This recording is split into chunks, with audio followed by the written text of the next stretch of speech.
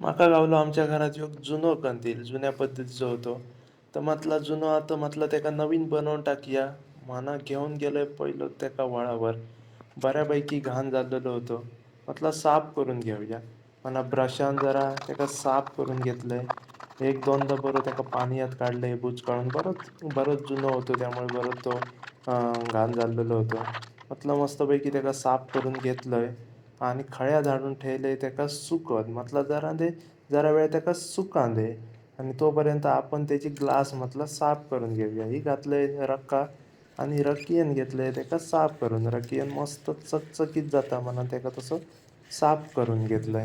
आणि पुन्हा जरा वेळ त्याका तसंच खळ्यात ठेवलंय सुकत आणि ग्लास मधला जरा पुसान घेऊया म्हणा मस्तपैकी कापड घेतलंय आणि कापडान ग्लास बरी पुसान घेतलंय.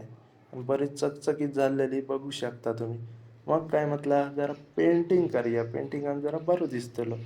पहिला कळत नव्हता कसलो कलर मारूया. मग म्हटलं काय असं ते कलर मारूया आणि चालू करूया. मग काय साईडीन पहिलं व्हाईट मारून घेतलंय आणि मध्ये म्हटलं लाल मारूया म्हणा मग लाल मारलंय आणि खाली निळो. तर तुम्ही बघू शकता अशा प्रकारे माझा रंगकाम चालू होता.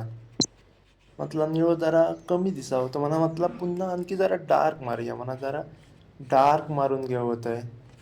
तर अशा पद्धतीने माझा पेंटिंग चालू होता. बराच वेळ लागलो कारण बारीक बारीक ते नक्षीकाम करूचा लागता. आणि आता कसं झालं तर तुम्ही बघू शकता. जरा बाहेर घेतलंय आणि जरा फिरवून बघलंय. आणि मग हे म्हटलं काय ग्लास घालून बघूया बरोबर झाली काय नाही. आणि अशा पद्धतीने ग्लास घालून घेतलंय आणि तुम्ही आता बस शेवटी बघू शकता कसं कंदील दिसता तो.